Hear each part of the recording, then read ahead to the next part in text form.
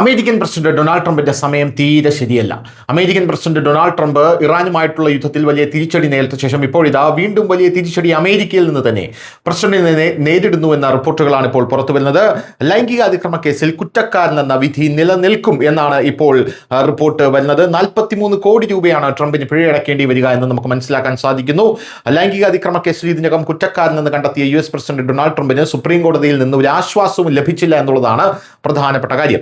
മുൻ ജൂറി വിധി റദ്ദാക്കാൻ ശ്രമിച്ച ഡൊണാൾഡ് ട്രംപിന്റെ അപ്പീൽ ജൂൺ 29 തിങ്കളാഴ്ച US സുപ്രീം കോടതി തള്ളിയിരുന്നു. ട്രംപ് മുൻ കോളമിസ്റ്റ് ജീൻ കരോളിനെ ലൈംഗികമായി പീഡിപ്പിച്ചതായി ജൂറി നേരത്തെ കണ്ടെത്തിയിരുന്നു.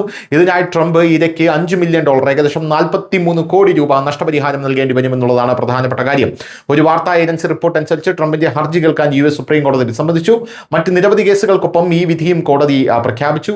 ഇതിനു പിന്നിൽ പ്രത്യേക കാരണമൊന്നും കോടതി നൽകിയില്ല. 1996 ന്യൂയോർക്കിലെ ഒരു സ്റ്റോറിൽ വെച്ച് ട്രംപ് ജീൻ കരോളിനെ ലൈംഗികമായി പീഡിപ്പിച്ചതായി 2023 മെയ് 9 മാൻഹട്ടനിലെ ഒരു ഫെഡറൽ സിവിൽ കോടതി വിധി വന്നിരുന്നു. ഈ വിധിയെ തുടർന്നാണ് ട്രംപിന് ഇത്രയും വലിയൊരു കുരുക്ക് ഇപ്പോൾ വന്നത് എന്നുള്ളതാണ് മറ്റൊരു പ്രധാനപ്പെട്ട കാര്യം.